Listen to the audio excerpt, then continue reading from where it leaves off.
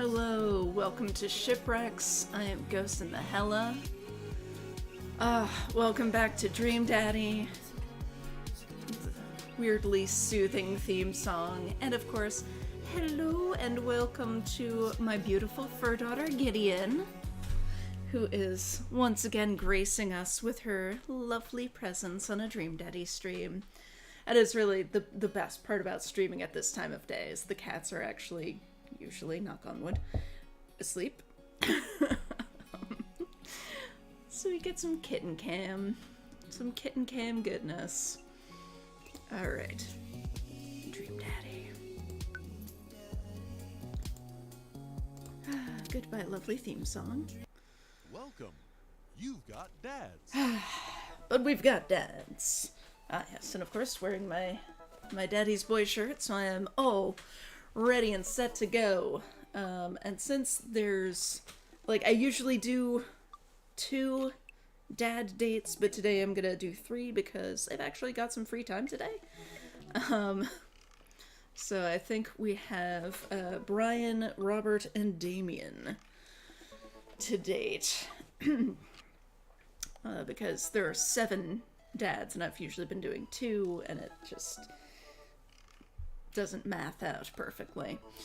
Alright, let's see what Brian's up to. Let's get some rivalry going, get our blood boiling. Oh god, I probably should save Robert for last, because if I have to do his voice too much first, it'll just blow out my voice for everybody else. Although Brian is quite, a lot on the vocal cords as well.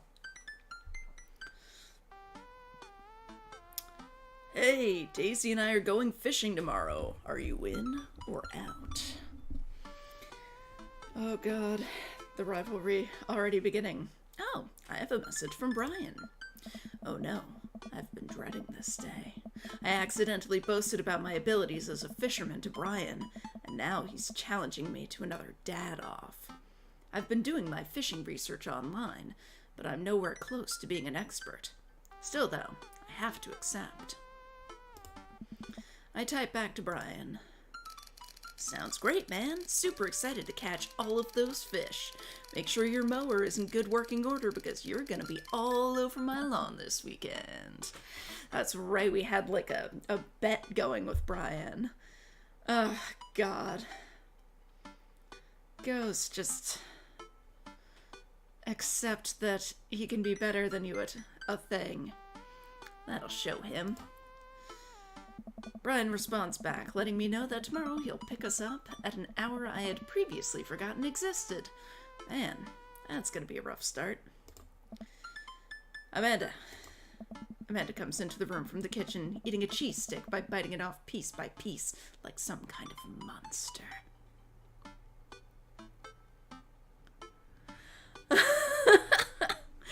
Hello, James L., who says, Robert is the romantic interest for those of us who are crushing hard on Hook from Once Upon a Time.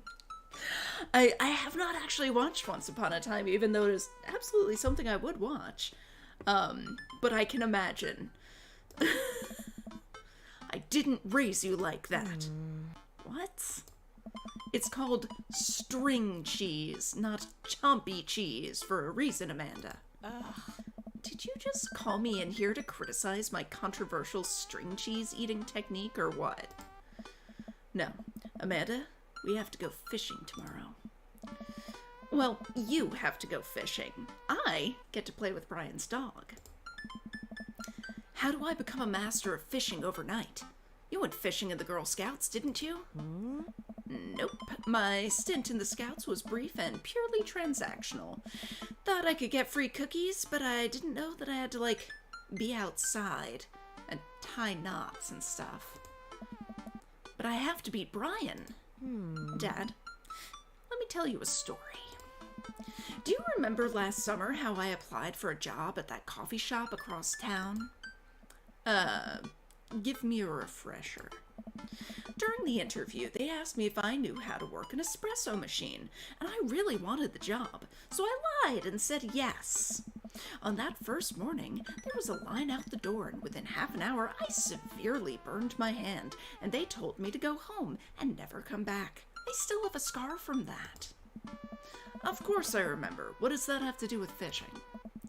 The burn is a metaphor, Dad. I don't get it.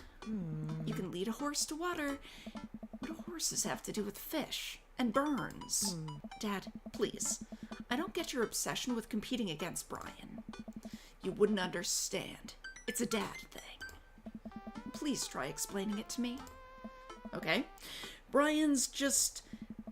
He just thinks that he's so much better than me, and he purposefully reminds me of that whenever he can. It's like he has to one-up me. I have to beat him at his own game. Is that what you think is happening here? No, Amanda. Okay, I know that's what's happening here. Dad. All right, Pops, we should both be getting some sleep. See you in the morning. Night, Panda. Okay, so first, hey, Ariana. Bonjour. Apologies for my poor French accent. But yeah, I cannot imagine, like, even if somebody says they know how to work an espresso machine, I cannot imagine a coffee shop that would not at least test that knowledge.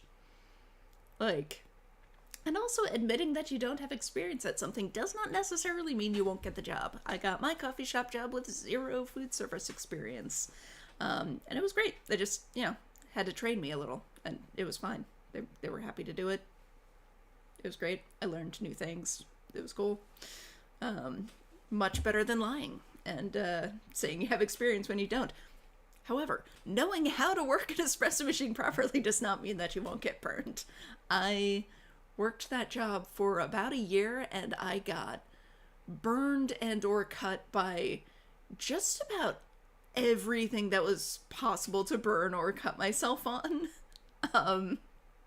Except for the, deli slicer. That I managed to not cut myself on, and thank goodness, because one of my coworkers did, and it was not good. But yeah, I loved that job, but it literally almost killed me once. It was very dangerous for a very clumsy person. Anyway, I brush my teeth and throw on some pajamas. I climb into bed, set my alarm, and close my eyes. Nice. Ariana says a friend of hers works in a bakery, and they test if you can handle the machines. Can confirm. Thank you. Yes. Yeah, why would you just take somebody at their word? Even if they are experienced with an espresso machine, there are different kinds of espresso machines. They all work a little differently. Each place has their own thing. They're gonna at least be okay, this is how we do it here. Show me that you can do this before they'll just, throw you on a shift. Oh, nice. It's a very famous French bakery, and tourists go there, so fucking course they test it. Yeah. That'll... I can imagine they would not just let anybody. Okay, sleep. I am wide awake. I can't help but think about the last time I went fishing, hoping that there's something I can glean from it to give me an edge over Brian. I was about 9 years old. My dad woke me up one morning and told me to get dressed and meet him downstairs. It was still dark out. I had no idea what was going on, but before I knew it, we were both alone on a freezing cold lake. I had to sit there for hours while it got hot and muggy, the air thick with bugs. I picked at mosquito bites while my dad sat in stony silence, fishing pole in one hand and a beer in the other. We didn't catch anything. On the long drive home, my father bought me a pack of cigarettes and didn't say a thing. That didn't help, and I think I have some repressed sadness about my father. I'll deal with that later. I really, I should have given this, I shouldn't have made this character look vaguely like how I would look if I went on T, and, given him my handle and stuff, because, it's so jarring to me when there's stuff like that, where it's my dad absolutely, my dad did smoke, or, yeah, he vapes now, but, basically, he's still a smoker. he would never have, like, given me a pack of cigarettes at the age of 9, or, like, made me go fishing if I didn't want to. Like, he took me fishing a few times because I asked, and, like, you know, my dad's a good guy. He's, you know, he's a sweetheart.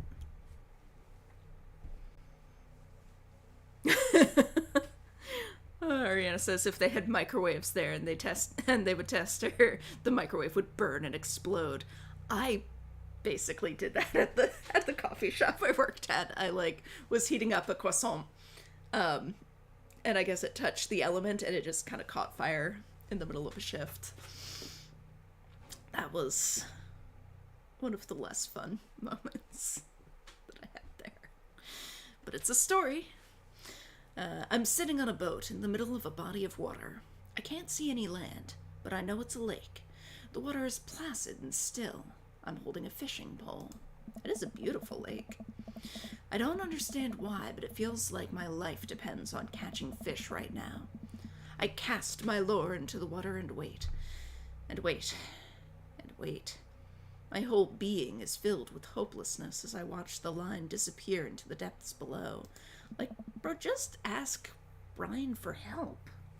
Like, it's okay. It's okay to not be the best at everything. Ariana says a childhood friend of mine always had cigarettes with her, but only the gum cigarettes. Yes. Oh my god. I was obsessed with not the gum cigarettes, but the, like, candy ones that they're kind of like a really skinny stick of chalk. It's like compressed sugar. But like powdered sugar or something, so it's like really chalky and weird. They're gross, but I fucking love them. You used the wrong lure.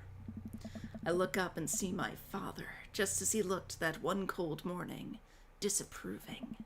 I'm panicking now. I pull the lure up and try to grab a different one, but all of the lures in my tackle box are the exact same.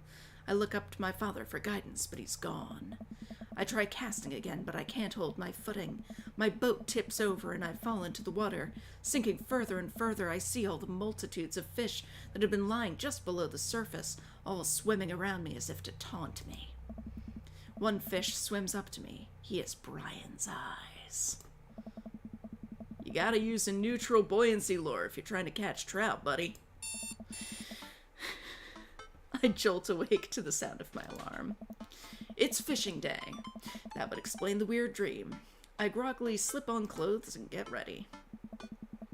I spot Amanda's door half open and see her still curled up in a mountain of blankets. Walking over to her bed, I give her a tiny kiss on the forehead. Fishing day, kiddo. You ready? No. Well, you gotta get up. I can't do this without you. Also, stop sleeping in your clothes. Amanda pulls her comforter over her head. Never. Amanda, I'll get up in a minute.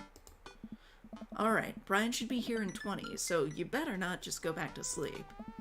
Amanda sticks her hand through the blanket to wave me away. I leave her room and make myself some coffee and another cup with lots of cream and sugar for Amanda whenever she wakes up. Amanda eventually wanders in and chugs her coffee while I do word jumbles. I hear the doorbell ring. That must be Brian. Oh god, it is night out. Still rubbing our eyes, we walk outside to see Brian. He's decked out in fishing gear. Daisy's falling asleep next to him. Early bird gets the worm, buddy. You ready to fish? I was born ready. My eyes narrow in on Brian. It's a good day to die. Hop on in, guys. Let's get this fishing party started. I walk over to the driver's side door and open it. Ruff, ruff. Brian's dog immediately hops into the driver's seat, wagging his tail furiously. Oh my god, what a good baby. What a good baby. Can I see your license, sir? Maxwell, let go sit. Maxwell obediently hops into the back to cuddle with Daisy. Amanda settles in next to Maxwell and Daisy and immediately falls asleep.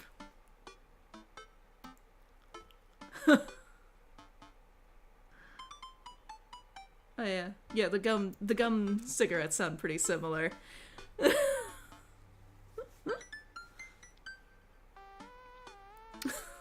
Hey, V. Dads to rivals to lovers. Yeah, I feel like some of our flirtiest exchanges have been with Brian. Some of the dates are just not that datey, really. I was expecting more romance in this game. You ready for an adventure? I'm ready for glory. I struggle to stay awake as we drive to the outskirts of town. Country music plays quietly from the radio as I watch trees pass by. I'm amazed that Brian let us drive. Like, I thought that was going to be a whole other pissing match.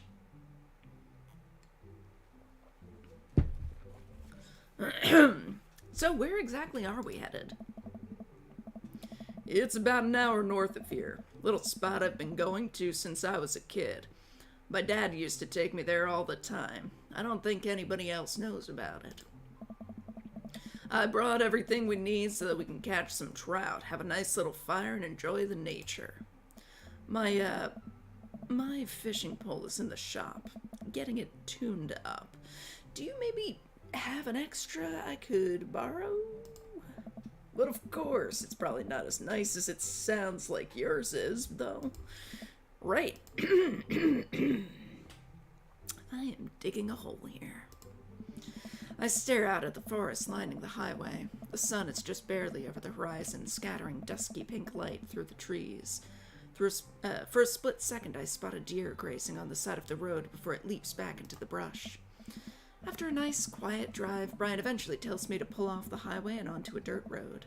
The car bumps along until we reach a clearing that opens up to a magnificent lake.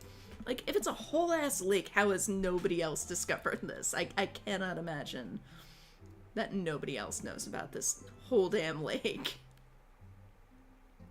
Well, here we are. I step out of the car and help Brian unload our gear as Maxwell runs around us, barking. The kids wake up and wander to the shore, where Daisy tries to teach Amanda how to skip rocks. Aww.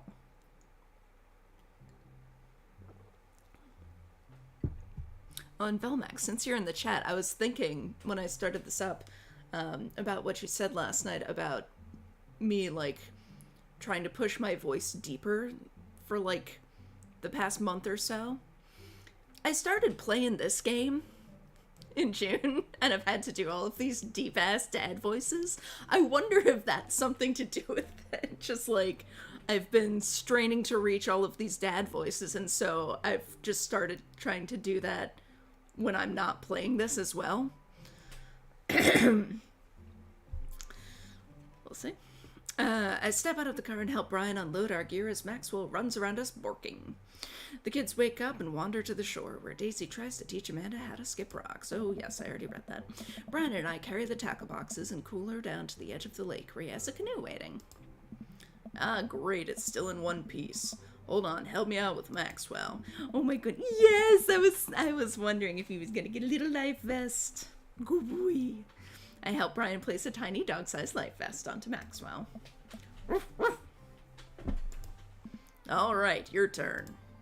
Brian hands me a lime green life vest. I mean, definitely don't decline it. Like, even if you can swim. Maybe if I fall in, you'll save me. If I fall in, I'm counting on you to rescue me.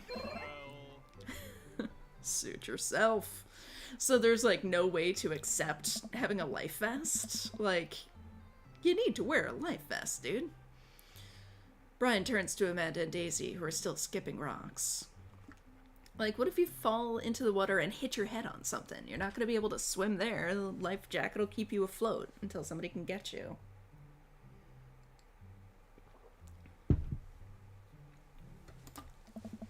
You kids want to fish? I'm good with just throwing rocks into the water. Amanda hurls a rock into the pond with gusto. Yeah, take that, water! Amanda, you're supposed to be skipping them. Huh? Is that what we're doing? Daisy, don't you want to fish? I think catching fish is kinda inhumane. We're gonna go explore in the woods and look at bugs and stuff. Alright, be safe, don't go too far. Brian puts the life vest around himself, and we throw all of our equipment into the canoe. Maxwell happily jumps in and takes his place, looking out over the front of the boat. I get into the canoe as Brian shoves off. We paddle together to get ourselves in the middle of the lake. So is it a lake or is it a pond? This is giving me pond, but oh, that is a lot of fish. Most freshwater fish usually feed at dusk and dawn, which is why I had to get you up so early. Yeah, I know, that's pretty common fisherman knowledge after all. Fisherman knowledge that I am knowledgeable about. Still a gambling man. You know it. Let's see who can catch more fish. You can catch more than one? Sounds easy enough to me. What's on the line? Besides all the fish I'm gonna catch, obviously. I was thinking something a little more high stakes than mowing the lawn. Custody of our children? More than that. Let's say, if I win, I get your weed whacker. The Whackmaster 2000? That's a limited edition. But if you win, you get my pole saw. The Reach and Cut 3000. The cordless version? That's the one. Shit. The Reach and Cut 3000 is state of the art. My weed whacker is a prized possession, but there are those hard-to-reach branches at the back of the yard that have been begging for a pruning. You're on. We shake on it. Well, fuck. I suddenly remembered that I don't know how to fish. My foolish fatherly pride will one day be my undoing. I mean, there's an easy solution to this, Ghost. Just marry him, and then you'll have your weed whacker and his pole saw. Combine your tool collection. I watch as Brian ties the lure and does some stuff I can't quite follow with his fishing pole. He casts into the lake. Velmax's weed whacker is greater than pole saw. Yeah, I agree. Especially with our yard situation. Cannot function without the weed whacker, unfortunately. He casts into the lake. Oh boy. Now I have to do that. I stare down at the tackle box and at the pole in my hand. Oh, put some bait on the hook, insult the fish, stretch before physical activity. I'm a stretch. I'm an old man. 'Cause I'm such a pro fisherman, I anticipate a lot of quick physical movements over the course of this fishing session. To prepare for such activities, I will now stretch my body so that it is limber and ready for battle. That's very responsible of you. I do a few calf stretches. Oh god, on a canoe? Some bicep pulls and crack my neck several times. I bend over to try to touch my toes, but I just can't make it happen. I can barely get the tips of my fingers past my shins. I think this writer is overestimating the stability of a canoe. Like, I mean, I haven't been in a canoe since I was a kid, but still, like, I cannot imagine it's that stable. Alright, my nubile body is now lithe and pliant, perfect for wrangling every trout in this lake with my bare hands. Now what? Perform fish mating call, tie a knot or something, meditate.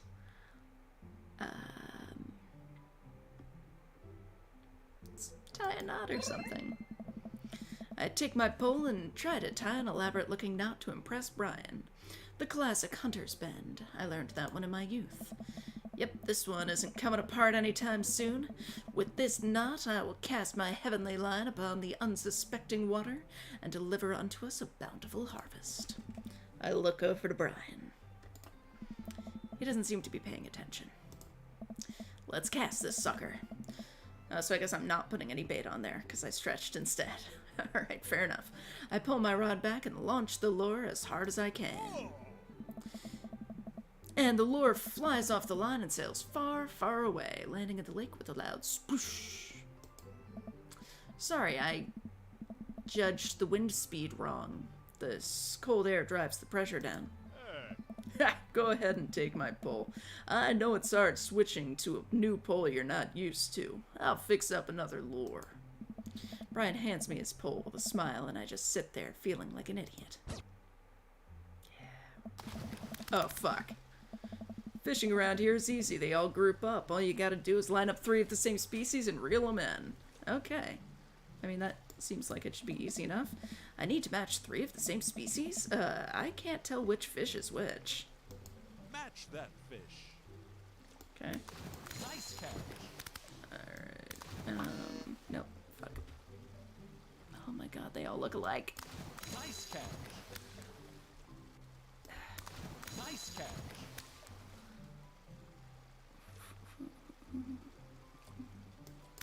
Now you're fishing. Now I'm fishing. Catch of the day.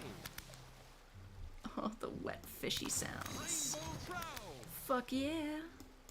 Now you're fishing. Catch of the day. Nice catch. Now you're fishing. Oh god, just the wet slapping fish sounds. Nice Oh damn, I could have had a 4. Oh. Nice catch. Catch of the day. Getting a lot of catch of the day. Nice catch.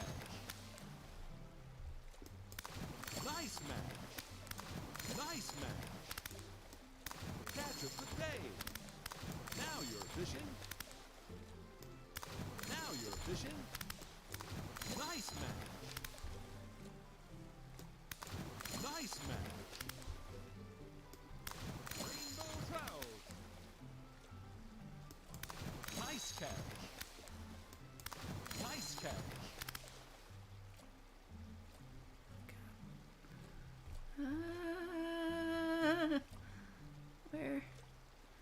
Where's... Ah. Now you're fishing. Whew. Nice catch. Oh. This is Nice match. very strange. Catch of the day. Rainbow trout. Oh, fuck. Catch of the day. Oh my god, they're all moving around. Fuck. Oh. Fuck. Oh. Hey, but I did well. Woo. Ah. Good work. Poof. Wow, this is way tougher than I thought. I look over to Brian, who's smiling and obviously enjoying his time out here on the lake. I will crush him. Suddenly, the fishing pole jumps in my hand. I reflexively tug upwards. I think I got something big. The tip of the pole dips down repeatedly and the line starts to run. Reel it in! I finally get the fish right up next to the boat. It's a long, beautiful rainbow trout. Brian hands me a net. It's all yours. I lean down and notice that my hands are shaking with excitement. This fish is bigger than all the ones Brian's caught. That pole saw is mine. The entire canoe tips over with me. I find myself sinking into the lake. I should have taken the life vest. Yes, you should have. All of a sudden, I'm embraced under the water and pulled into Brian's arms. I'm finally dragged upwards, sputtering water. All of our gear floats on the surface. Maxwell doggy paddles around us in circles, having a great time. I don't know about that. You all right? Does that count as one? Well, seeing as all our fish are now swimming safely back in the lake, I guess so. Brian laughs. Let's get you to shore. Brian and I flip the canoe back over and fill it with our now soaking wet gear. Baby girl, what are you hunting? What you hunting, baby? Is there a bug? Is there a buggy? We row back to shore with Maxwell in tow. Once we get to the beach, Maxwell darts off into the woods. Brian takes off his shirt. Dots of lake water glisten in the sun across his strong back. Man, all that general contracting must have built that guy like an ox. I hope he doesn't notice me staring. Hey. I'm gonna get a fire going so we can dry off. Wanna hand me yours? Yes, okay. I reluctantly take off my own shirt and toss it to Brian. Not my kitty shirt. I suddenly wish I had done more sit-ups in my life. Or any sit-ups at all, really. Another thing you've bested me in, stupid sexy Brian.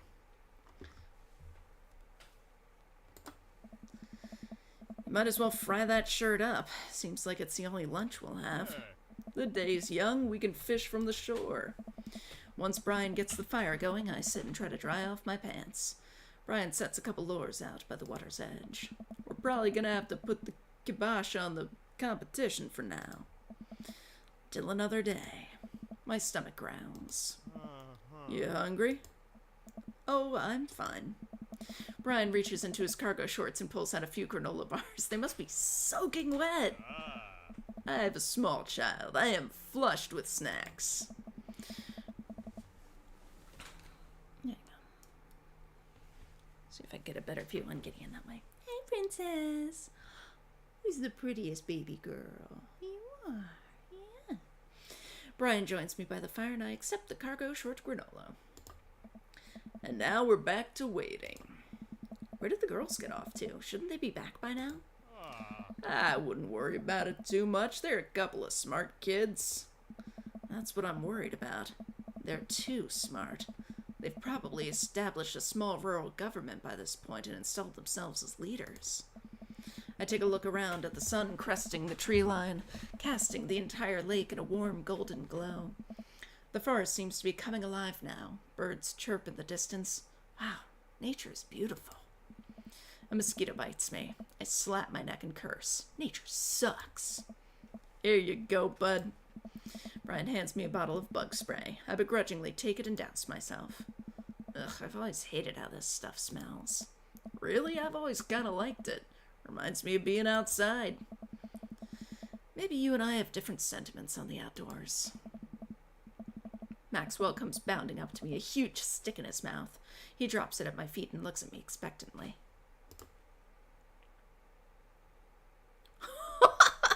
Throw the stick towards the woods, fake out throw, or break the stick in half to assert your dominance.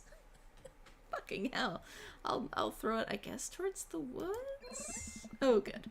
I hurl the stick as hard as I can towards the tree line. Maxwell bolts after it, running as fast as his stubby little legs can carry him. Which, consequently, is not very fast. It is very cute, though. Nice throw, Ghost. I turn away so he can't see me blush.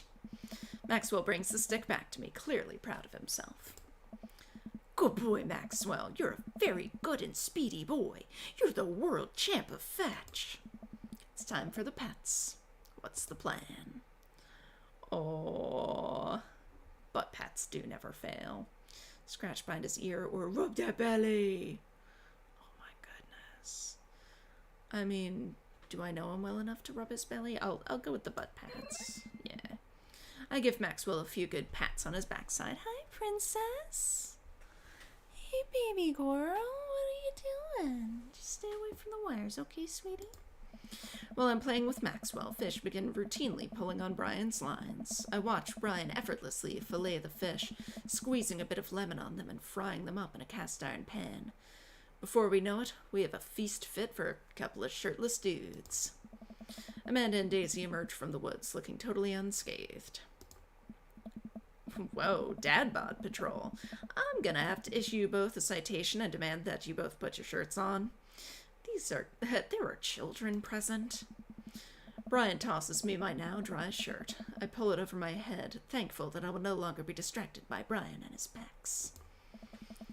Where have you guys been? Studying entomology. What? Huh. We were playing with bugs. I expected you guys to be more covered in, like, mud and stuff. Daisy looks offended.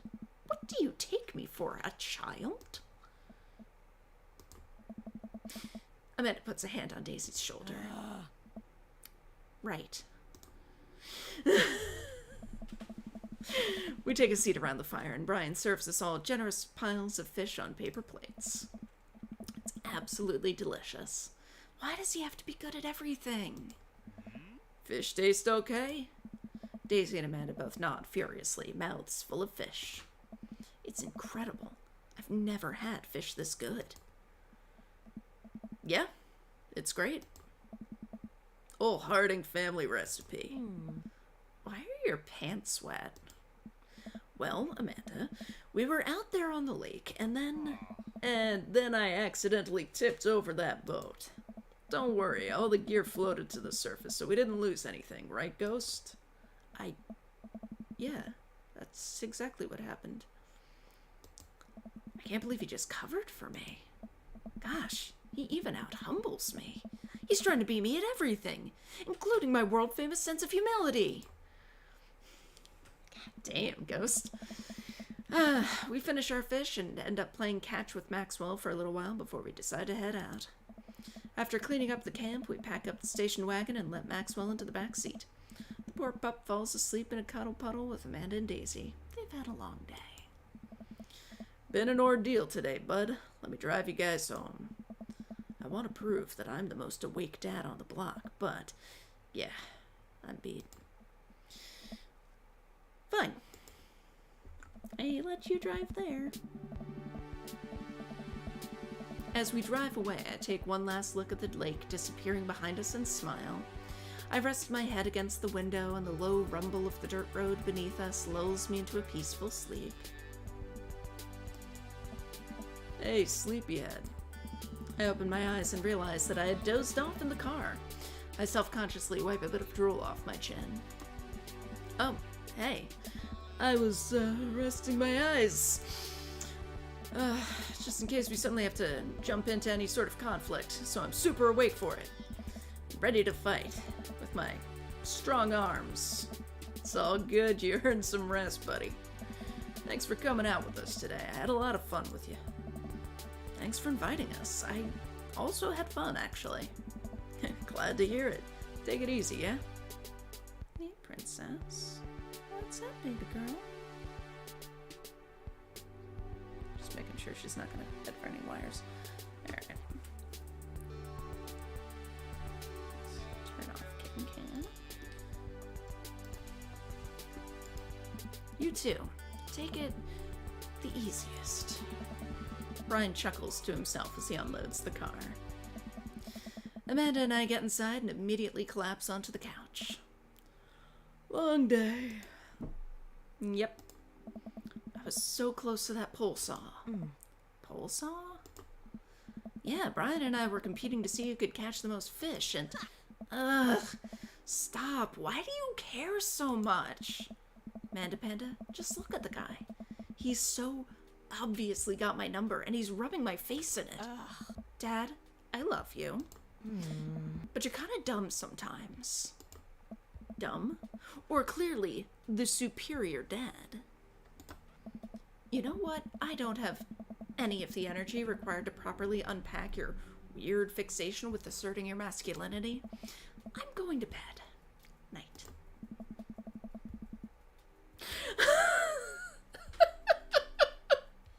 Amanda slides off the couch and face down onto the floor. I was wondering why the animation had her going down instead of off to the side. There you go. That's kind of perfect. I am a tired slug. Amanda, that floor is disgusting. I don't care. Well, night, honey. Night, Pops. It is complete.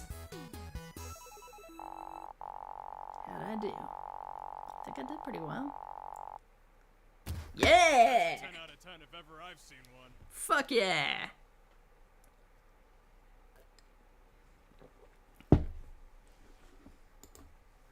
Winning at dating. Welcome. You've got dads. You've got dads. Alright, Damien. You're up. Damien Bloodmarch.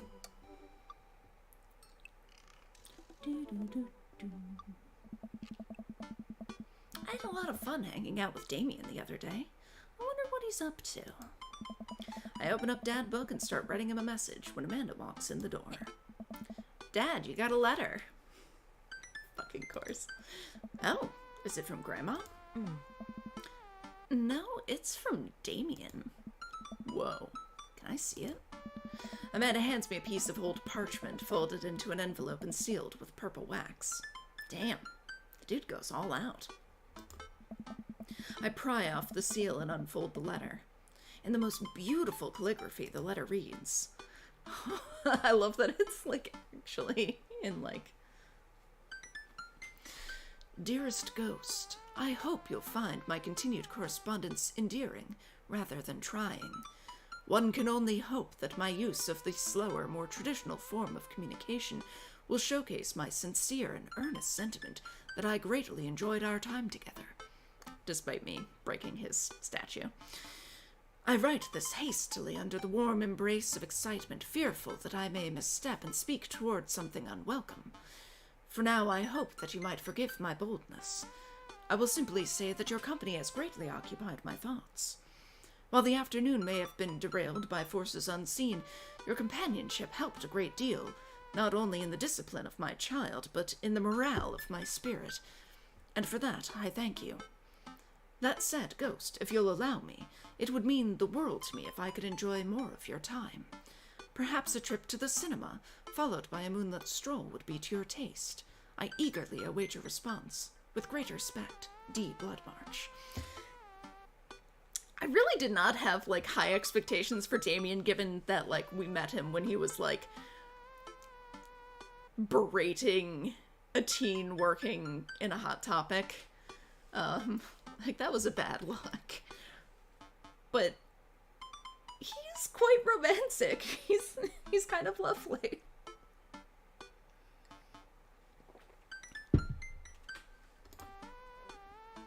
Amanda and I both look up from the letter. I just don't know what we could offer him, really. Like, I feel like he needs someone as committed to that aesthetic and lifestyle as he is. Like, so he's not gonna, like, clutter up his gorgeous Victorian-esque house with, you know, paranormal ice truckers memorabilia and shit. Amanda and I both look up from the letter. Wow. He's good. So, you gonna catch a movie with him? Yeah. I better message him on Dadbook and let him know. Amanda slaps my laptop shut. Atta girl. You have to write him back. A real letter. Like, you can just deliver it to his house. But my handwriting looks like two toddlers fighting over a crayon. Dad, you have to. He wrote you a letter. That's so cool. Will you help me? I need to class this up. Father, I was made for this. Here's what you do. Find tickets to a show that you two will like, then enclose them in the letter. Ooh, that's classy. Of course, it doesn't work that well if you pick a night that he's busy. Amanda and I hop onto my laptop and peruse showtimes. He doesn't seem like a romantic comedy kind of guy. Yeah. Oh, here's one. Vampire Crusade 2. Evil Never Dies. I don't know, that sounds kind of stupid. Actually, it's a critically acclaimed exploration into the ennui of existence. It really turns the vampire trope on its head. Really? Huh. Nah, there's just lots of blood and vampire titties. Well, let's roll the dice. I mean, there have to be more than 2 movies playing. I purchase the tickets and print them out, then sit down at the table with Amanda to try drafting a nice letter. I guess it depends on the size of the town, but, like, they've got multiple bars and stuff. I'm assuming their movie theater has more than 2 movies in it. I start writing. Damien. I do hope that this letter finds you in good health. Hey, or good morrow to you on this fine eve. I do hope that this letter finds you in good health. Good one. What's next? Hey, remember when your son tried to cask of Amontillado that kid? You've been good. I must confess of my amateur control of the written word. Of course. Jeez, Dad, have some faith in yourself. Well, is that or insulting his kid? Okay, we're trucking along. Let him know how you're feeling.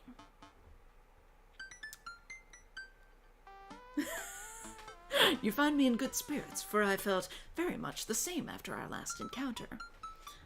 Or, I did very much enjoy the adventure we found ourselves on the last we met. Or, that Ernest shit was pretty messed up. Yeah. Find me in good spirits. Nice. Ask him to hang out already. True art takes time, Amanda.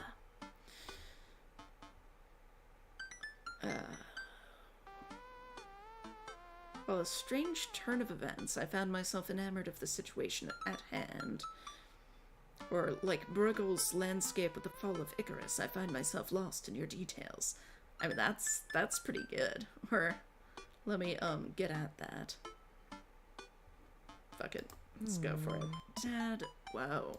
I saw it on TV. I am not actually an intelligent person. Bring it home, Pops. Let me take you out. I got 2 tickets to the movies. I would very much enjoy your company, accompanying me to the cinema, or it would bring me great pleasure to escort you to the cinema.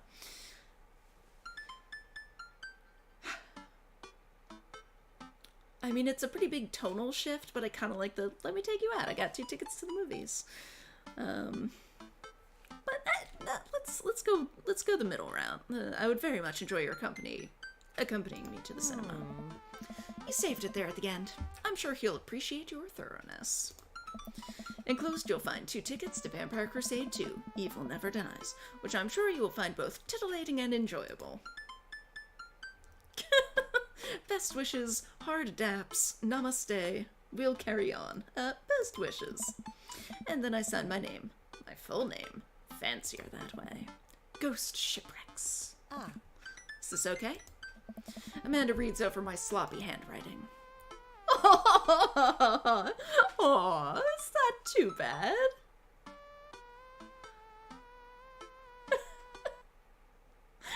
Oh my goodness. Oh, we tried. You spelled his name wrong. Fuck. Did I? Oh, okay. Whew. Just trying to keep you on your toes. Now all you have to do is seal it and put it in his mailbox. Can I seal it with tape? That's not authentic enough. I have an idea. I'll be right back. Amanda leaves the room and returns with a candle, a lighter, and a small piece of wood. You gotta have a wax seal. She lights the candle, which starts to burn down and form a pool of melted wax. What's that other thing? Amanda pours some of the wax onto the folded letter and expertly presses the small piece of wood into it. She lets it dry for a second and pulls the wood away, revealing, here it is, your sigil. A little kitten with a bow on its head! Awesome! That is perfect. Scrapbooking stuff always comes in clutch. Well, I guess all there is to do is to deliver it to his doorstep now, huh? Oh, I thought we were getting a carrier pigeon to do it. I already called my guy. I have a pigeon guy. Marcus has the good pigeons. Don't get your pigeons from Anthony. They're no good. I don't want to know if any of this is true. I head outside and walk over to Damien's house. I slip the letter into the slot in his door and go back home. Mission accomplished. Now we play the waiting game. The night finally rolls around where I'm supposed to meet with Damien. The next day, he had left another beautifully crafted letter thanking me for mine and agreeing to the evening. Amanda helps me pick out a nice outfit, and I show up to the theater a little bit early. It's a chilly night, and the theater is kind of crowded, but it's still nice. How do you do? I jump at the sound of his voice and turn around to see Damien right behind me. You almost gave me a heart attack. How long were you there for? I don't know. I just walked up. My apologies for frightening you. Is that thunder? Is it gonna rain soon? I didn't hear anything. What? What? Regardless, the hour grows close. Shall we take our seats in the cinema? I must thank you again for purchasing our tickets. Please, allow me to repay the deed in Sour Patch Kids, or perhaps Milk Duds. Let's do it. Milk Duds, let's go.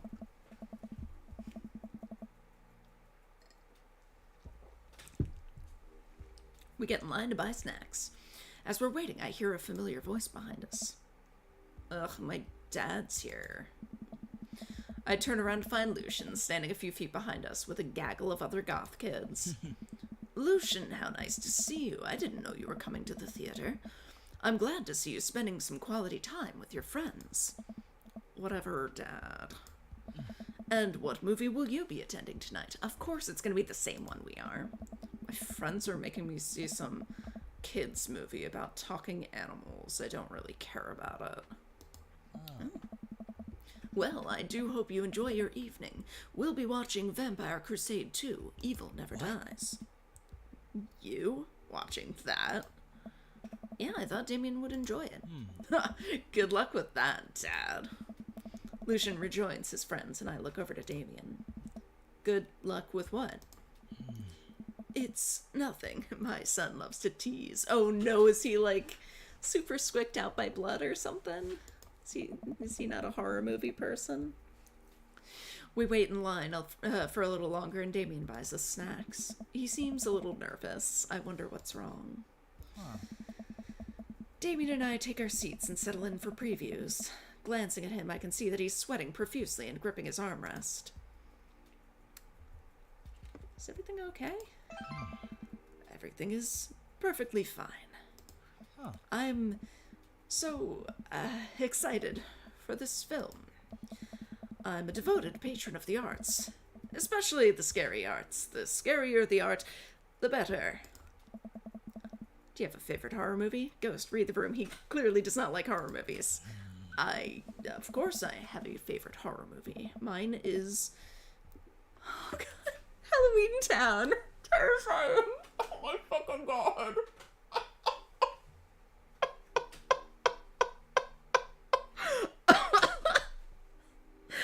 Oh no. Wow. Okay, so I have not actually seen Halloween Town, but I listened to a podcast called Mom Can't Cook, which is like talking about DCOMs, Disney Channel original movies, which I don't think I've ever seen a single DCOM in my life, but it's just fascinating, just how bizarre they are. And they did an episode on Halloween Town, and it's, I mean, not a horror movie, one, and like just it, by the sound of it, just so bad, just so half-assed, but has Debbie Reynolds, so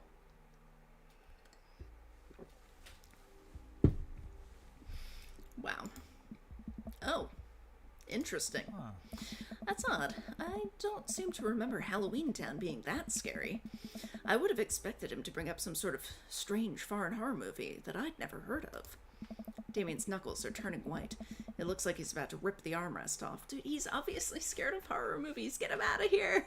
Get him out of here! Poor Damien. Wait a second. Damien, are you afraid of horror movies? What? You must be joking. I love horror movies. The lights dim for the film. Oh! Damien screams. Oh. I apologize. I was thinking about something far scarier than this movie, which is not scary at all. We settle in as the film starts. I offer Damien some licorice and he takes one. I take note of how much his hands are shaking. The title flashes across the screen in bloody letters. Vampire Crusade 2, Evil Never Dies. I mean, really, it's a bold move taking him to see the sequel for a movie that you don't know if he's seen the first one of. A pale man with long silver hair, glittering red eyes, and well-oiled abs sits up in a coffin.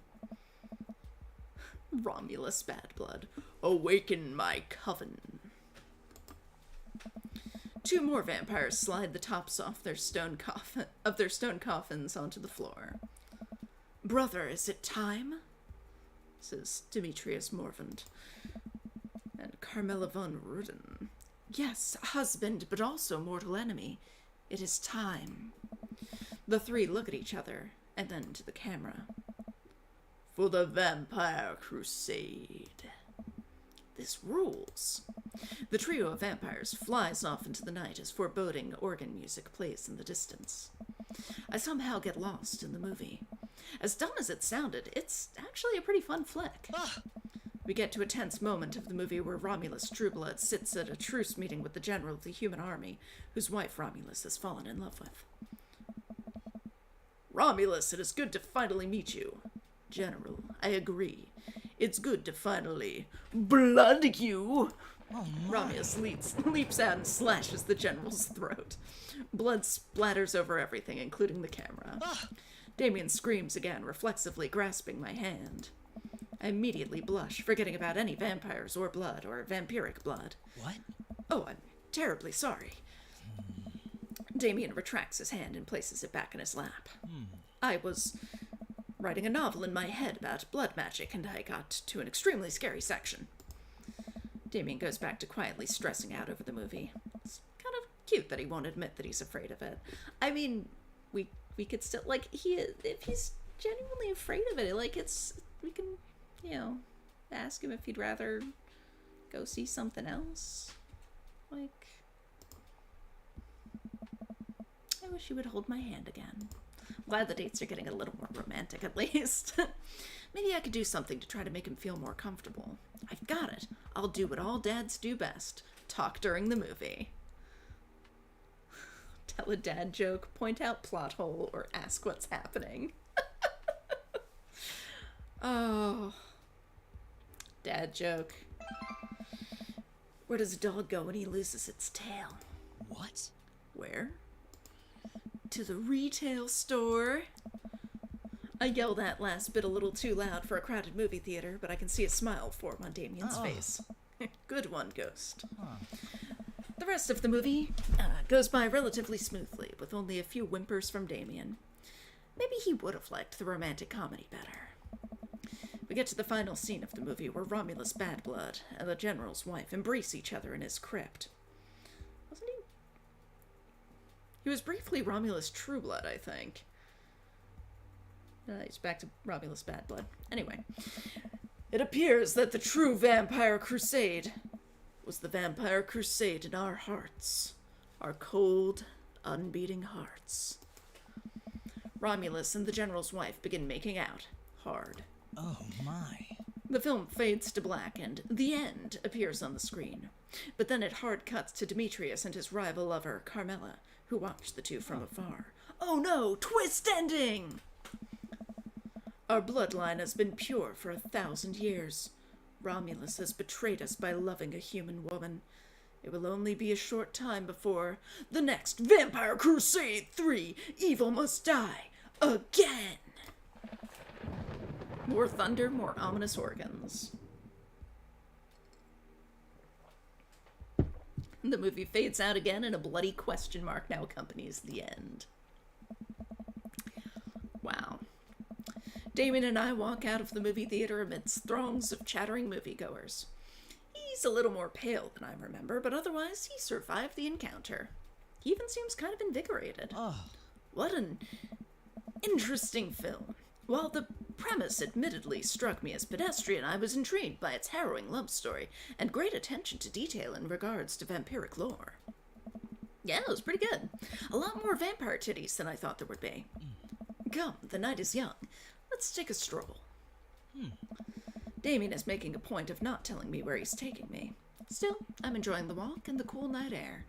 Being alone here with Damien is a lot better than being in a crowded theater. Lovely night, isn't it?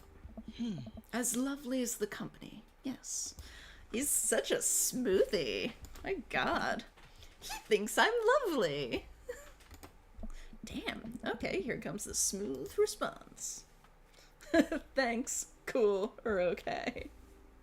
Thanks. No problem. Crushed it. We both stand there feeling a little awkward. I sure am one smooth operator. Are you getting a little hungry? We could maybe stop off and grab something to eat. Worry not, friend. I've a plan. We turn the corner and are greeted by the gates of a cemetery? What? Are we going in there?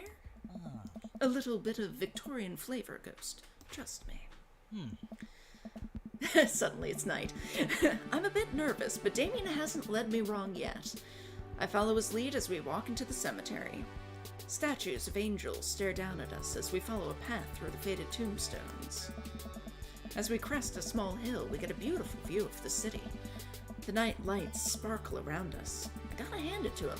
For being in a cemetery, this is strangely romantic. Ah. Picnicking in graveyards is an old Victorian tradition. An appropriate finish to an evening after a vampire movie, wouldn't you say? As long as we don't get bit by a vampire. With a flourish, Damien produces a blanket and a picnic basket. Where the hell was he hiding that? Wait, where were you hiding that? Under my cloak? Oh, right. Damien unfolds the blanket and we both sit down, gazing out at the city lights. He produces a bottle of red wine and a fine selection of cheeses. Oh, he knows the way to this ghost's heart. Well, I guess he's not a vampire, though, because he does drink wine. Oh. In the Victorian era, there were no public art galleries, parks, or botanical gardens to speak of.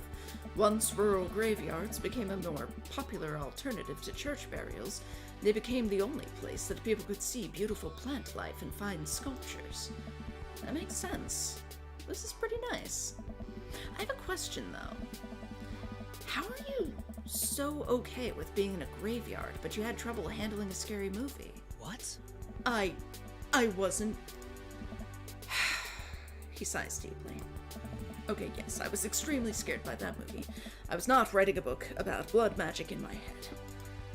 I just have never been good at those. I just feel as if because of how I look and act, people expect me to love horror films, so I must play the part.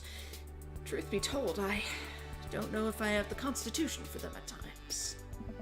Damien, I'm so sorry. If I had known, I would have suggested another movie. It's quite all right. I actually did find myself enjoying this one, thanks to your help. Ah. Graveyards, however, I think there's something rather beautiful about death. Cemeteries are traditionally built away from cities, away from the realm of the living, and it keeps us rather separated from it. Excuse me. To acknowledge death and become comfortable with it, I think, gives us a certain intimate knowledge of ourselves. To sit amongst generations of those who came before us, to be truly alive in the midst of so much death, brings me great comfort. Death helps me appreciate life, to savor every second. We sit and enjoy our food and wine. I don't feel scared anymore. Never thought I'd be comfortable sitting alone in a graveyard at night, but I actually feel very peaceful. Suddenly it doesn't seem like we're alone. Off in the distance, I see a shadowy figure in the trees. What is that? Ah. I'm not sure. It noticed us. I'm paralyzed with fear as it begins lumbering slowly toward us. Its shape taking a more animal form, more feral. I look to Damien for help, but he's just as afraid and transfixed as I am. I want to scream, but it's stuck in my throat. The creature is getting closer, moving faster. Ah. Oh. It's a dog. Oh my god. Oh, that's too good. As it finally comes into the light, the friendliest, dumbest little Boston Terrier I've ever seen pulls its owner towards us. Just the eyes. Oh my god. The dog trots over to Damien and sniffs at his hands. Damien looks ecstatic. He ruffles the dog's fur happily. What a beautiful dog. Hey. We both look up, not expecting to see Robert. Oh my fucking god. Gonna have to break out the Robert voice, huh? Thanks. Robert, what are you doing out here on this lovely evening? Hunting cryptids. What? What? I didn't know you had a dog. This isn't my dog. I found her wandering the street. I put a leash on her, and now we're walking around this graveyard together. Doggo. Yeah, doggo. Hunting cryptids. Damien and I share a look. May I give her a treat? Sure. Wouldn't give her cheese, though. Not to worry. Damien reaches into the depths of his cloak and procures a small dog treat. What else is he keeping in there? The dog laps up the treat and crunches away, tail wagging furiously. Damien continues to smooth down her fur. Thanks. Hey, Oh, My absolute pleasure. Damien shakes the dog's paw. oh. Lovely to meet you, my friend. May our paths cross again. Robert and his dog disappear into the darkness again. Damien stares after them. I didn't know you liked dogs. Victorians loved dogs, actually. Most Victorian women of high fashion would always be accompanied by a small dog, such as a terrier or a Maltese. I, think big dogs are nice, too. Yeah, man, dogs are cool. Huh. I do believe we've had enough excitement for one night. What say we make our way home? Damien hops to his feet and extends a hand to help me up. I gladly take it as my knees aren't what they used to be. He packs up his picnic basket and leads us out of the graveyard. As we begin the walk home, I take one last look at the cemetery. It really is beautiful. Like a proper gentleman, Damien walks me to my doorstep. Oh. Thank you ever so kindly for your company tonight. Damien, it was my pleasure. Ghost, if you'll allow me, it would bring me great joy to offer you a token of my affection. Oh, precious Damien. I like him so much more than I expected to. Damien reaches into his into his cloak and pulls out a folded, monogrammed handkerchief. He presses it into my hand.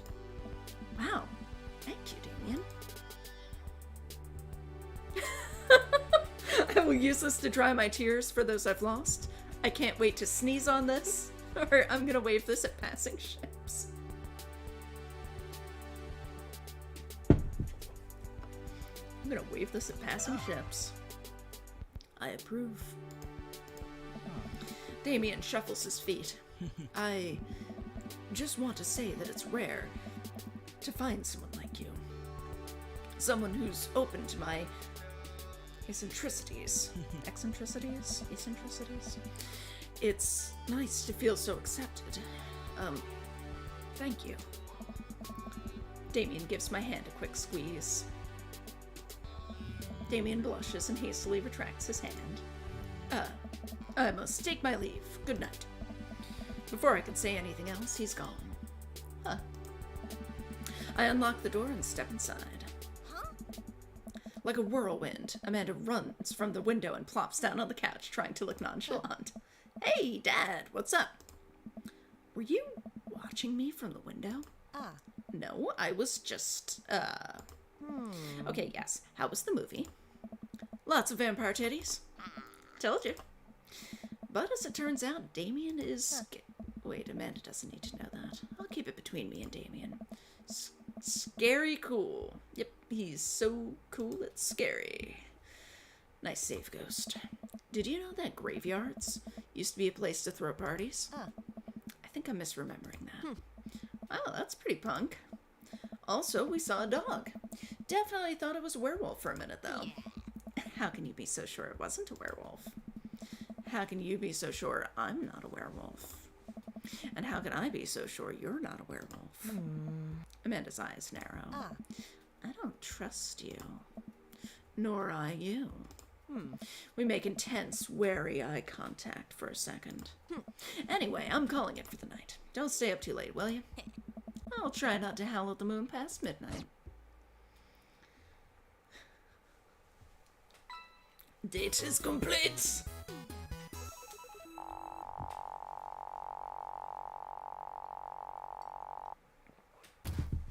Wow.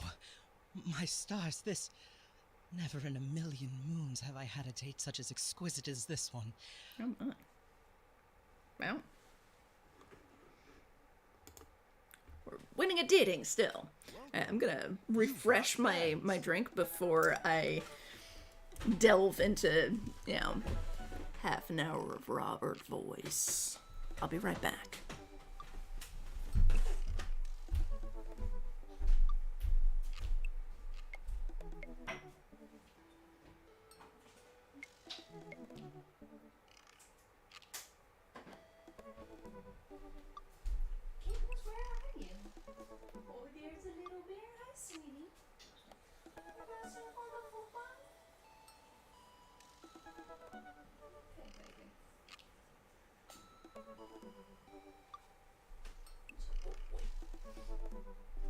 Miss Kitchen? Oh, she's on the bed. What a good girl. Alright. Okay.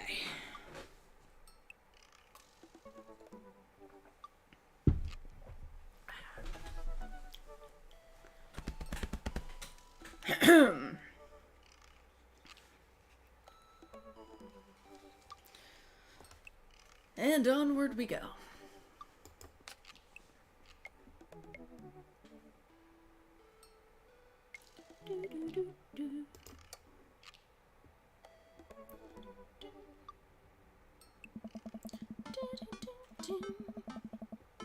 I had a lot of fun with Robert the last time we hung out, but I'm beginning to wonder if he's dodging me.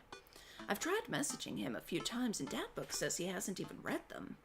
Haven't even seen him come out of his house, actually. Except for when we ran into him on our date with Damien just then. I decided to send him one last message, figuring that this will produce the same result. And I don't know where you've been, but we should grab a drink soon. I walk away from my computer because at this point, I know he's not messaging me back anytime soon. I linger in the kitchen. I'm all caught up on work. The house is relatively clean. Maybe I should do something nice for Amanda. Ah, I'll bake her favorite pie. Now that's some good dadding. I root through the pantry and pull out all the ingredients. This is an old family recipe that I used to make with my grandmother when I was a kid. I lost the actual recipe card a long time ago, but I think I'll be able to remember how to bake it. I start mixing the ingredients together for the crust until I get a nice dough. I throw some cherries into a saucepan to make the filling. Normally, I don't like to multitask in the kitchen, but this cherry pie is a piece of cake. Pie? It's a piece of pie. I'm making a pie. Oh man, I can never remember what temperature you're supposed to set the oven at. I'm pretty sure it's 375, but I could be wrong. Who am I kidding? I'm never wrong when it comes to this pie. My special twist on my grandma's recipe includes a secret ingredient that not even Amanda knows about. It really makes the cherries extra flavorful. God, why can't I remember what the secret ingredient is? Ooh, more cherries, salt, or almond extract.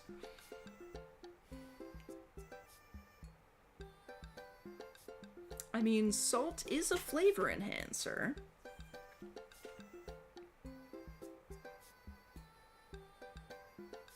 Almond extract? I feel like cherries and almonds go well together. Oh, it's almond extract, duh. Oops, I accidentally poured a little too much in. Way too much in. I'm sure it's fine. Baking is an art, and some of the most beautiful art is made from mistakes. I mean, at least I didn't choose the salt and then accidentally dump a ton of extra salt in there. I finally get the pie in the oven. How long am I supposed to leave it in there? 50 minutes? I'll just wing it. Amanda's gonna be so excited. That kid loves a good pie. I have a seat at the kitchen table and do word jumbles until Amanda comes home. I can hear the door slam open. Yo, Pops, what smells like pie in here? It's pie, sweetie. Amanda darts over to the kitchen and looks inside. Yeah. Yes! Hey, it's not done. Be patient. What's your angle here? What? Pies are an objective-based confection. What are you trying to get out of me? Fine, you caught me. Nothing, or I've been leading a double life. See what I say there? Amanda, I have terrible news for you. I'm actually a pro skateboarder, an aspiring astronaut, and a bank robber. The lifestyle is calling me back and I must go. One last job. You know how it is. This pie was the only way I knew how to tell you. Well, I appreciated the years we spent together, but a trade-up is a trade-up. Remember me when you're kicking your feet up in Ibiza. Thanks for all the pie. We share a cordial handshake. I wait a few more minutes before taking the pie out of the oven. I set it on a rack to cool and guard it so Amanda doesn't dig into it before it's ready. Huh. What? Does it look kind of weird to you? Oh, that's just me taking artistic license on what cherry pie means to me emotionally. I'm just saying this because, you know, it seems like you might have baked this pie incorrectly. And you're currently, right now, trying to pass it off as a good thing. Huh? It's art, sweetie. Was it art when you accidentally baked a whole uncracked egg into the center of my 12th birthday cake? Well, Was it art when you tried to make brownies and accidentally created chlorine gas? Well, that's a bit of an exaggeration. Was it art when you... Just eat the pie, Panda. Ah. I cut us a few slices and we sit down to eat. The cherry filling oozes out of the sides and the buttery crust glistens. I watch as Amanda takes a bite. Ugh. What's wrong? Is it not good? Amanda winces and fans her mouth. No, I just burned the heck out of the roof of my mouth. Pie is amazing. This pie is amazing. Sorry for doubting you. Whew. I breathe a sigh of relief and take a bite. She's right. The pie is pretty incredible, as it always is. I'm really proud of you for making a pie without burning the new house down. I got a few dad tricks up my dad's sleeve. Maybe fathers aren't as bumbling and stupid as the media make us out to be. Maybe we, as a society, should have a little more respect for fathers as a whole. Hey. Dad, your sleeve is on fire. I run to the sink and put myself out. Pride will be my undoing. Huh. Amanda and I clean up the kitchen and play a little more living room hoops before she retreats to her room to do homework. I go back to my word jumbles. This one spells cat. The rest of the evening trickles by. We eat dinner, I help Amanda with one of her scholarship applications, and we both start getting ready for bed. I decide to check Dad book one last time before I climb into bed. Still nothing from Robert. Hope he's okay. I turn out the lights and lie down. Hey. Ghost. Hey, Ghost. Hey, I'm outside. Come outside. Fucking hell, Robert. Ugh, what is that? I was just on the verge of falling asleep. I climb out of bed and try to identify the source of the dinging. My computer screen illuminates the dark room. I walk over to it, ready to turn it off, when I notice what's happening on screen. Don't make me honk. I will honk. Get out here. I look out my window, and sure enough, there's Robert leaning up against his pickup truck in my driveway. I open my door to try and figure out what is going on. Hey. I... Wanna hang? I was kind of sleeping. That's no fun. Come hang out. I would argue that sleeping is very fun, but I don't have to be anywhere in the morning. Might as well live a little. Sure. I don't know. Cool. You plan on going out like that? I look down and realize that I am, in fact, not wearing pants. I mean, I don't mind. Right. 1 second. I run inside and throw on my going out pants, shoes, and a jacket. I grab my keys and meet Robert back outside. Ready? Ready? Hop in. I jump into the passenger seat of his old red pickup truck. I have to move a few empty cigarette packets and gas station receipts out of the way before I can sit. Robert silently starts the car and we drive out of the cul-de-sac. You like Tom Waits? Well, is that right, baby? I look... Before I can answer, Robert turns up the radio. Yep, that's Tom Waits, all right. Except we couldn't get the rights to it. He lights a cigarette and cracks the windows. We drive together in silence. So, where are we going?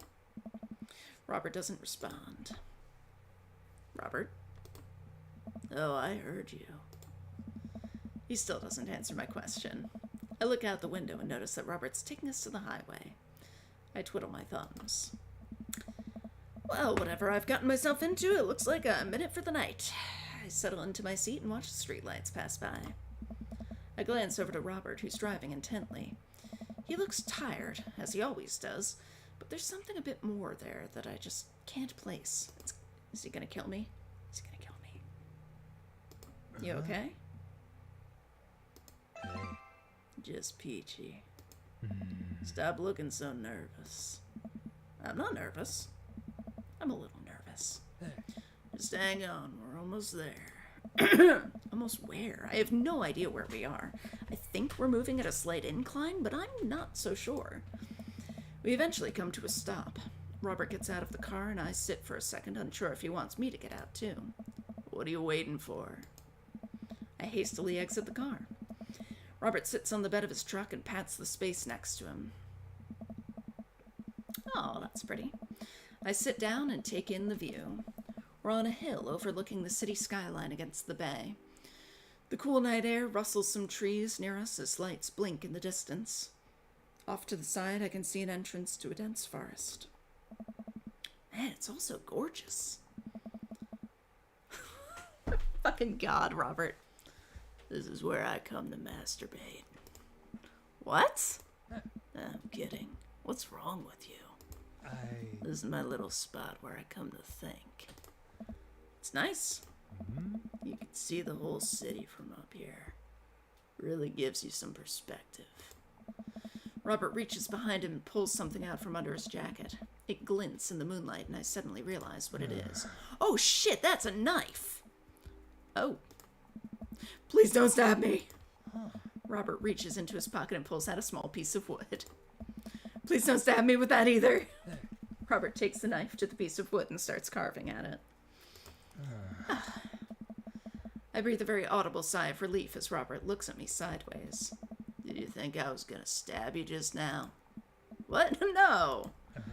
Hate to break it to you, but I did in fact bring you out here to harvest your organs.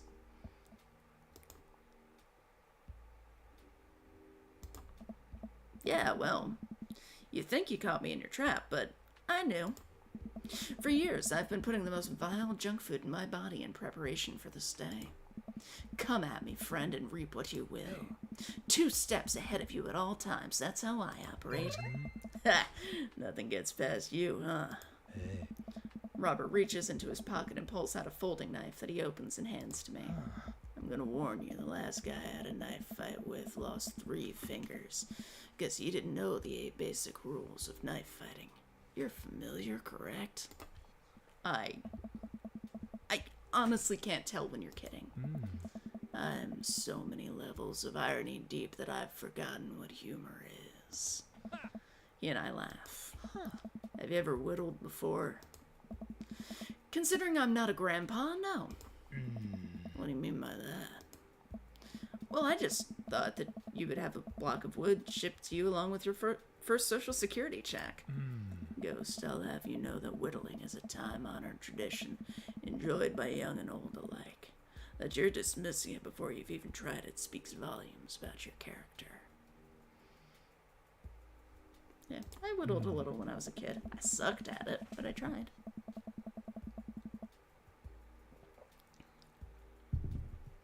However, because I've gotten to know you for some time and have come to think of us as friends, I'm willing to attribute it to ignorance instead of malice. What I'm trying to say is, go get that stick. Robert motions to a good-looking stick on the ground, perfect for potential whittling. I pick it up. The most important thing to remember while whittling is to cut with the grain, not against it. If you cut against the grain, the wood is gonna splinter. Isn't the most important thing safety? No. Getting hurt comes with the territory. Look at my damn hands. I look at his damn hands. They're calloused and covered in little white scars. They are very nice hands. You can't make a stick omelet without breaking a few hand eggs. Fair. Nice. Oh no! Oh god, there's a mini game. Oh no. Okay. How do I actually, like, okay. How do I, okay, I know how to turn it. Oh, there we go. Okay, I need to actually, wow. That's a good start. What is it? Sharp stick, pencil, or knitting needle? I mean, it is a sharp stick.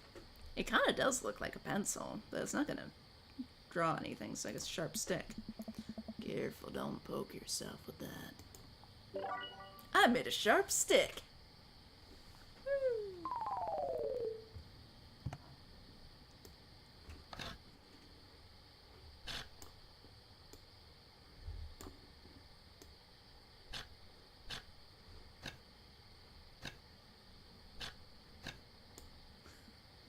Tell me about this one.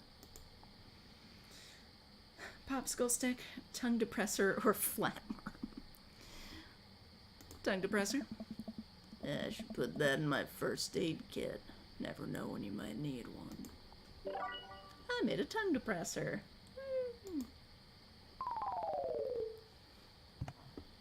It's a very strange minigame.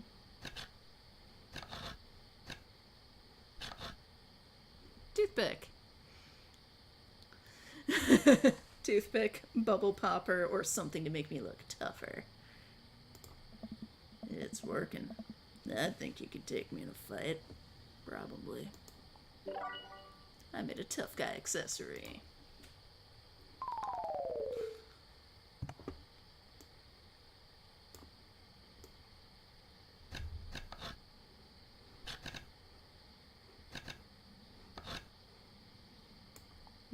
What's this? Chicken nugget, I don't know, or Ouija board planchette. Whew. I think it's too small to be a Ouija board planchette. Wouldn't want to eat it. I don't know. And that's just fine. I made personal whittling progress. It does kind of look like a chicken nugget, though.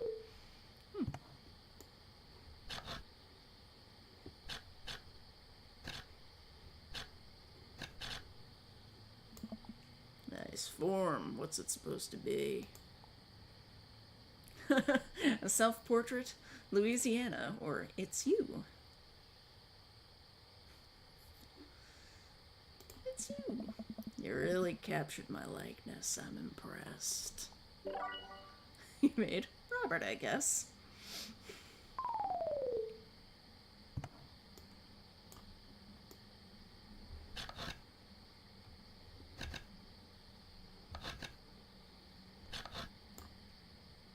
Interesting. What do we have here?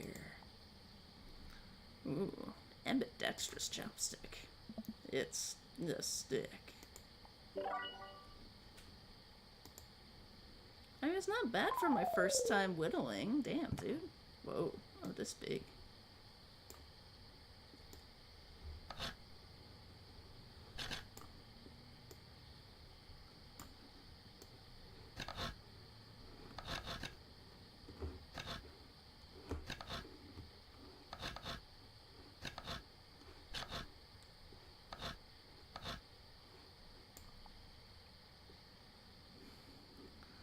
Swan, a duck, or a new friend? I think a duck. Maybe next you can carve up some wooden bread crust to feed him. I made a cool duck. Oh my god, how much whittling are we gonna do? Fucking hell. This is a weird date, Robert.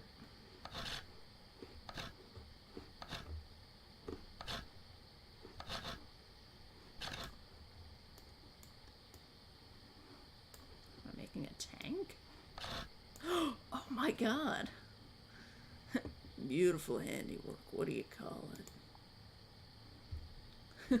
Big old dog? The spirit of the Mustang, or Sir Horsington the Brave? Big old dog.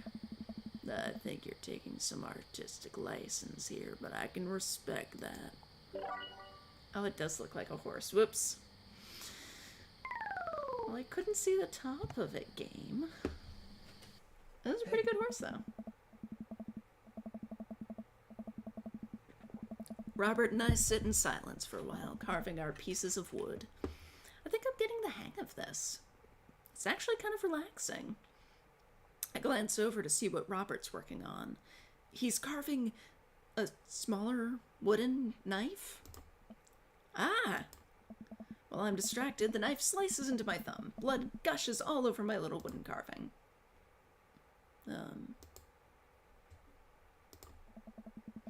Robert is lost in carving and doesn't notice me bleeding everywhere. Robert still doesn't notice. Robert, I'm dying. I'm bleeding to death. Robert finally looks over. He reaches into his jacket again. Jesus, how much stuff does this guy keep in there? And pulls out a red bandana. He wraps it around my thumb. Hold tight. He hops off the truck and I can hear him rummaging around in his car. He comes back a moment later with a well-stocked first aid kit. Robert carefully wipes all the blood off my hand and swipes a bit of antiseptic onto the cut. With surprising gentleness, he places a bit of gauze on the wound and wraps it all up. You okay? Yeah, I'm good. He hands me what's left of the tube of antiseptic. Make sure to keep that cut clean. It's oddly touching and a little sexy. I guess I'm a real whittler now. That you are. Be careful, though. They're attracted to the smell of blood. Wait, what? What's attracted to the smell of blood? Cryptids. Tons of them out here, you know. Cryptids? Like Mothman and stuff? Mothman is bullshit, but yeah. This town's a hotbed for cryptozoological occurrences. You're joking. Oh, how I wish I were. I'm a skeptic myself, or at least I thought I was. There are things in these woods that we can't possibly comprehend. I think about my entire time in the city. Aside from the occasional stray coyote, I don't think it's too bad. You ever heard of the Dover ghost? I don't think so. Well, let me tell you a story. Oh goody, more Robert voice.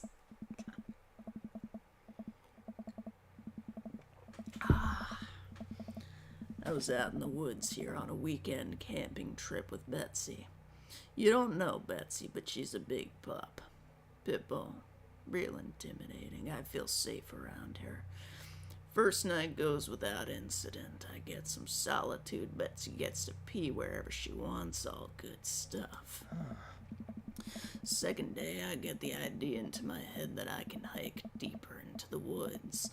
Probably against my better judgment, but hey, we're just having a fun camping trip, right? So me and Betsy start marching in the morning. Really?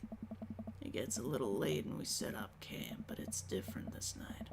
Real quiet. I can't hear the birds, the crickets, squirrels, nothing. Dead silent. Then it happens. I hear the most unholy growl I've ever heard in my life right outside my tent. Me and Betsy, we go to investigate. We look around the clearing, nobody's there. There's this feeling. Not sure if I can quite describe it. I know someone, something, is watching us. Betsy, though, she's scared. Never seen her like that. And when she's scared, I know that I should be too. And then I see it in the distance. A man, but if something that didn't know what a man was supposed to look like made it, it just looked wrong. Big, arms too long for its body, black eyes. It just stood there and stared at me. Then it disappears. I hear one yelp from Betsy and I turn around to check on her. But she's gone. Into thin air. I didn't sleep at all in my tent that night. I don't think I've slept right since. That's terrible. Wow, Robert. Hey. I'm so sorry. They say that if you listen closely on quiet nights, nights just like tonight, you can hear the howl of the Dover ghost. A howl resonates through the woods. It doesn't sound like a regular howl. It's so guttural. Even from far away, something about it makes my skin crawl. Okay, Robert, real funny. I turn to look at Robert. He's white as a sheet. You're messing with me, right? I was messing with you up until literally just now. I totally made that camping story up. I strained my eyes to scan the forest line, trying to see where the howl originated from. Off in the distance, I see something. It's so far away I can barely make out a shape. It looks human, but it's dragging something. Do you see that? We should go. Really? Robert and I slowly back away and get into the truck. He turns off his headlights and we make a slow crawl away back onto the road. I'm too scared to look back. What was that? Whoa, whoa. The Dover ghost, I guess. I chuckle nervously. This time he doesn't seem like he's messing with me. Or maybe someone illegally dumping garbage on a wildlife preserve? Yeah, that's the story we'll tell ourselves. Huh? We sit in silence for a little while longer, the fear of whatever that was slowly subsiding as we get closer to the city. Thanks for coming out, it was fun. Oh? I'm sorry I haven't been in touch. I've just been in a way lately. I had to get out of the house. Had to be around somebody. You doing okay, man? Robert thinks for a second and lights another cigarette. Hey. Been doing a lot of thinking. He takes a long drag. As I get older, I feel more and more that I'm just drowning in this sea of regret. I was so busy chasing after these things that I thought would make me happy that I didn't think about anyone else. All I cared about was myself. I didn't even think. Hey. Robert stops. I wait for him to finish his thought, but he just stares at the road. Maybe I'm just built like this. Maybe I do it to myself. Maybe it's my own choice that I'm as unhappy as I am. I try to think of something to say. I remember all of the times in my life when I've been sad, and there's a great many of them, but there's always a light at the end of the tunnel. Something I held on to that kept me going. But there's something so resigned about the way Robert's talking.